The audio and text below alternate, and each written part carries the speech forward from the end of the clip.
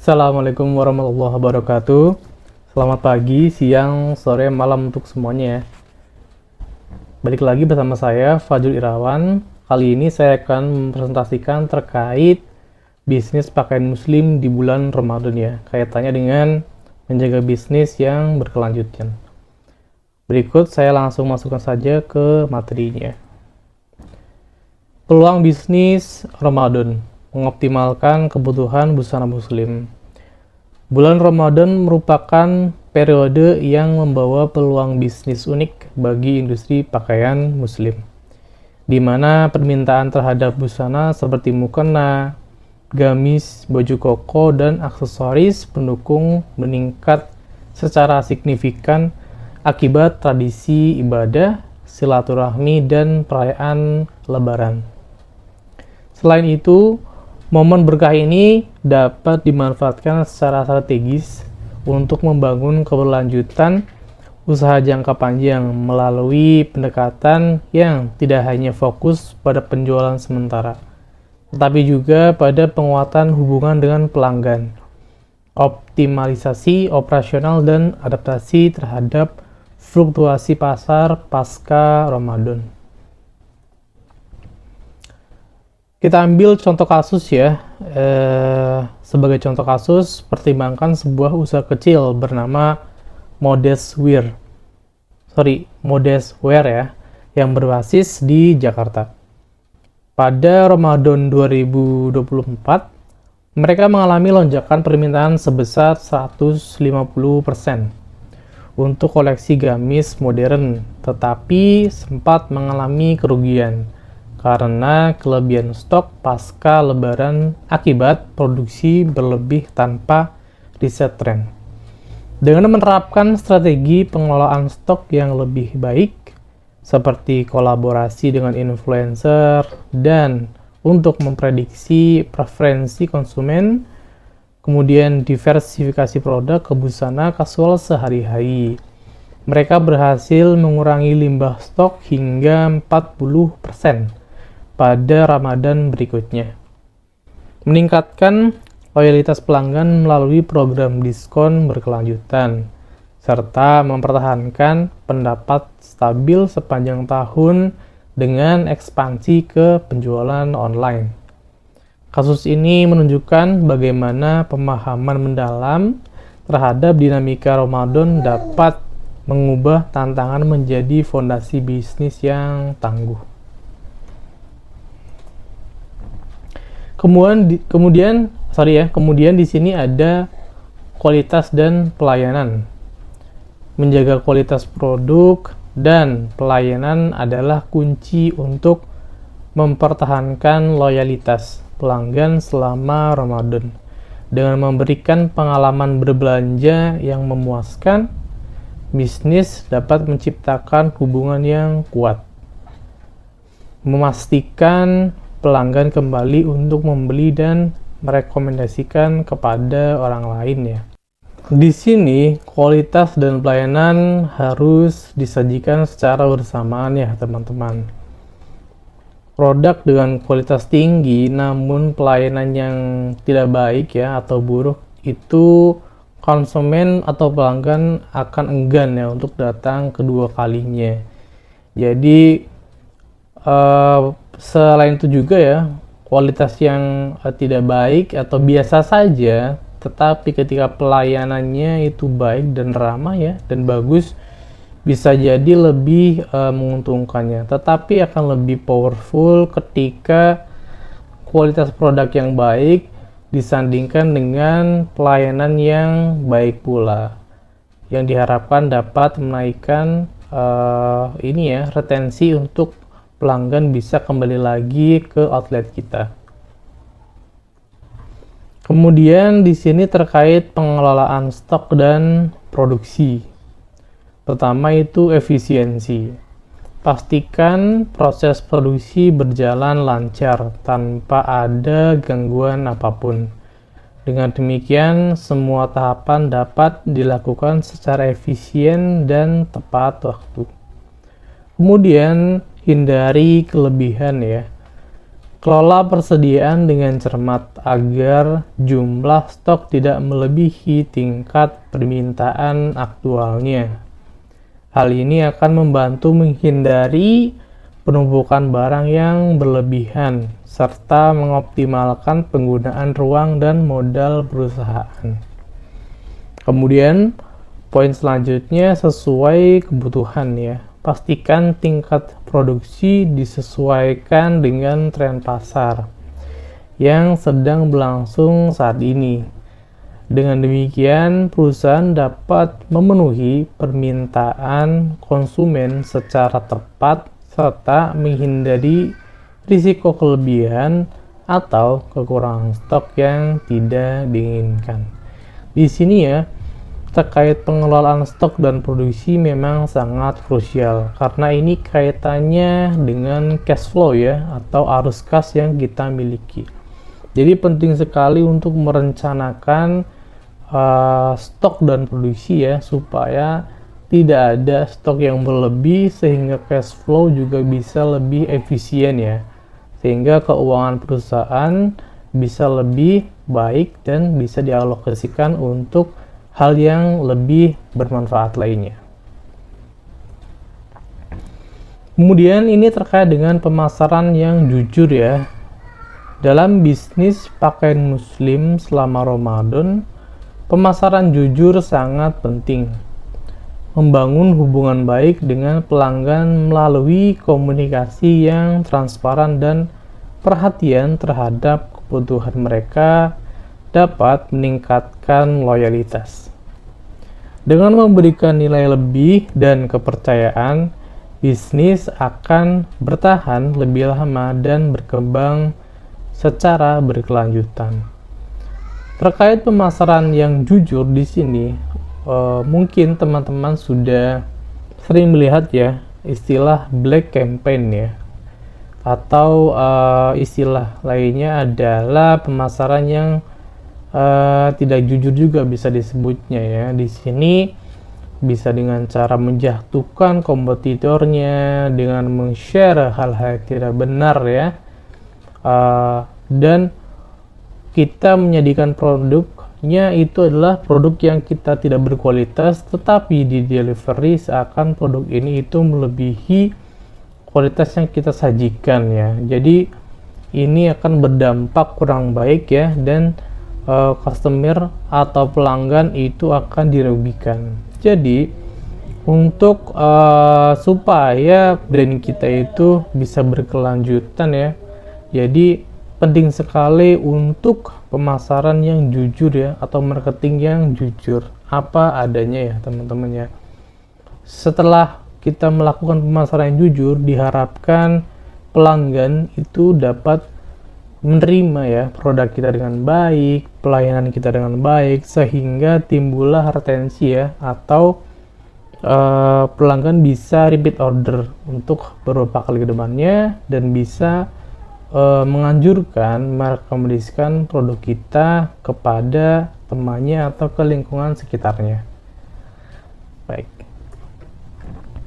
Kemudian ada tantangan umum hadapi fluktuasi permintaan dan persaingan. Di sini ada diversifikasi produk ya.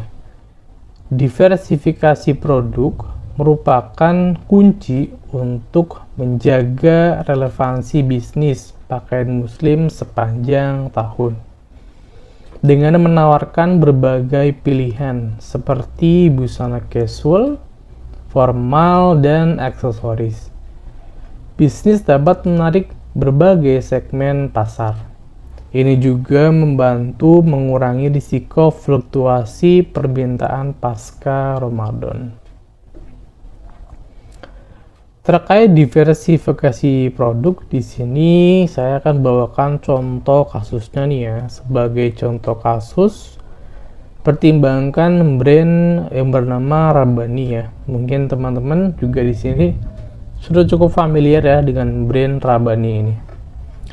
Salah satu pelopor busana muslim ya di Indonesia yang telah berdiri sejak awal 2000-an. Jadi cukup berpengalaman di segmen ini ya, dan terus berkembang hingga tahun ini atau 2025.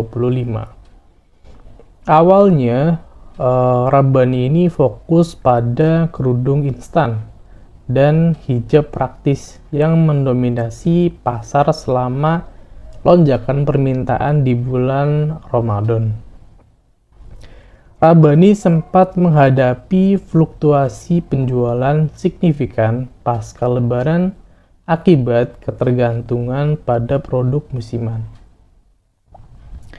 Melalui strategi diversifikasi produk yang konsisten dalam 5 tahun terakhir, dari tahun 2021 ya sampai 2025, Rabbani memperluas koleksi menjadi busana casual sehari-hari, seperti tunik dan blouse modern.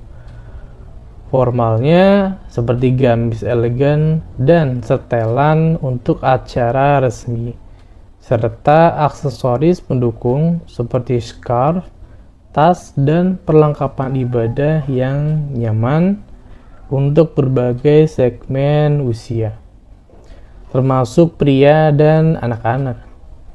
Hasilnya, brand ini berhasil menarik konsumen lebih luas, mengurangi risiko kelebihan stok pasca Ramadan, serta mempertahankan pertumbuhan pendapatan stabil melalui kanal penjualan online dan gerai fisik di seluruh Indonesia. Kasus Rabbani ini menggambarkan bagaimana diversifikasi produk tidak hanya mempertahankan relevansi bisnis di pasar yang kompetitif, tapi juga memperkuat loyalitas pelanggan dengan menyediakan pilihan yang sesuai untuk segala kesempatan sepanjang tahun ya. Jadi contoh kasus Rabbani ini sangat baik ya, sangat tepat sekali dengan supaya bisnis itu bisa berkelanjutan ya. Jadi kita perlu diversifikasi produk mengikuti dengan niche ya, mengikuti dengan kemauan customer dari jenjang usia yang bervariasi ya. Jadi kita bisa lebih bertahan ya dan berlanjut ya untuk produknya sendiri dan brandnya khususnya ya. Di sini ada dua data ya, 75% pengelolaan cash flow yang efektif. Sebanyak 75% bisnis yang mengelola cash flow dengan baik dapat bertahan dalam kondisi pasar yang fluktuatif dan meningkatkan profitabilitas. Kemudian terkait diversifikasi sumber pendapatan ya. Sekitar 40% bisnis yang menerapkan diversifikasi produk dan layanan mengalami peningkatan pendapatan yang signifikan selama bulan Ramadan ya. Jadi teman-teman bisa lihat di sini, kedua data di sini ya, 75% terkait dengan pengelolaan cash flow yang efektif ini juga sangat berpengaruh kepada profitabilitas, dan juga 40% diversifikasi ya. 40% bisnis yang menerapkan diversifikasi ini pendapatannya juga akan mengalami peningkatan ya. Oke, next. Ini terkait dengan brand ya teman-teman. Membangun brand yang dipercaya merupakan langkah penting dalam keberlanjutan bisnis pakaian muslim melalui transparansi, kualitas produk, dan pelayanan yang konsisten. Bisnis dapat menciptakan loyalitas pelanggan. Ini juga menciptakan hubungan yang lebih baik dengan komunitas, meningkatkan reputasi dalam jangka panjang. Nah, terkait membangun brand ini, Saya akan ambil satu case ya, atau sebagai contoh kasus. Itu ada brand Zafir ya, dari Indonesia khususnya. Mungkin sering dieja Zafir atau Zafir. Mereka busana muslim pria slim fit ya, lokal yang didirikan pada tahun 2019 oleh Randy Sudikja. Mungkin Gen Z ya, atau gen milenial juga, khususnya Gen Z sih, mungkin relate ya dengan Den Zafir ini. Awalnya berfokus pada jubah dan baju koko dengan desain modern yang memadukan nilai tradisional. Brand ini berhasil membangun kepercayaan melalui transparansi dalam proses produksi, menggunakan bahan premium seperti kain, fursan, dan jahitan yang rapi. Kualitas produk yang konsisten dengan ukuran slim fit, inovatif, serta pelayanan yang responsif melalui platform digital. Dengan strategi storytelling autentik di media sosial seperti TikTok dan Instagram, menampilkan gaya hidup muslim modern secara terbuka dan relatable. Zafir Indonesia menciptakan loyalitas pelanggan yang kuat, terlihat dari repeat order tinggi dan rekomendasi organik. Hal ini juga mempererat hubungan dengan komunitas anak muda muslim ya, meningkatkan reputasi brand sebagai pionir fashion muslim pria di Indonesia, serta mendukung pertumbuhan berkelanjutan hingga kini dengan ekspansi ke parfum dan koleksi anak. Kasus Zafir Indonesia ini menunjukkan bagaimana komitmen pada transparansi, kualitas, dan pelayanan konsisten dapat membentuk fondasi kepercayaan jangka panjang, menjadikan brand tetap relevan dan dihormati di pasar yang kompetitif.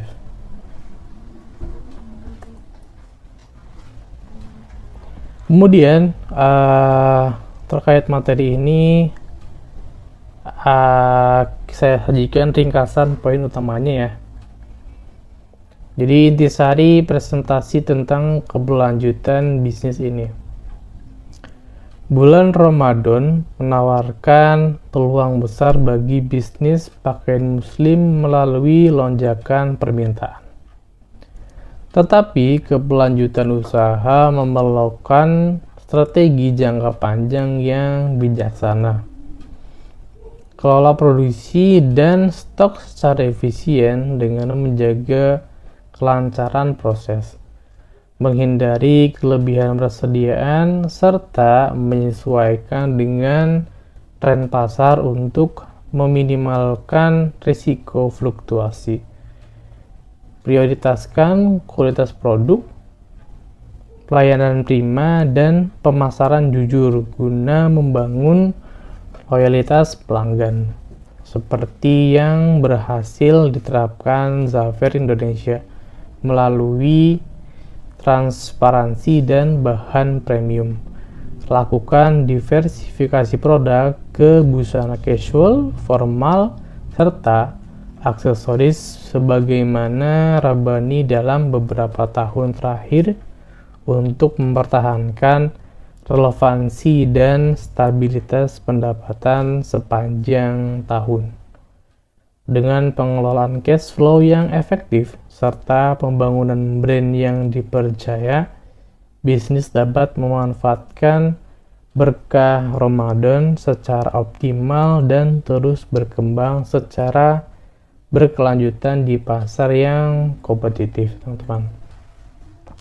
Mungkin dari materi ini ya, teman-teman bisa melihat beberapa poin-poin ini khususnya pada kualitas ya, dan juga tadi ada pemasaran yang jujur. Ini khususnya pada ini ya, era digital seperti ini, online, pemasaran yang jujur itu sangat penting ya, karena netizen atau ini ya, orang-orang sekarang yang aktif pada sosial media itu sangat jeli sekali ya. Jadi ketika kita melakukan black campaign atau pemasaran yang tidak jujur, akan terlihat oleh beberapa penggiat sosial media ya. Ketika sudah terlihat atau ketahuan, itu akan berdampak sangat buruk terhadap brand yang kita buat ya, atau yang kita bangun, sehingga dalam jangka panjangnya pun brand kita tidak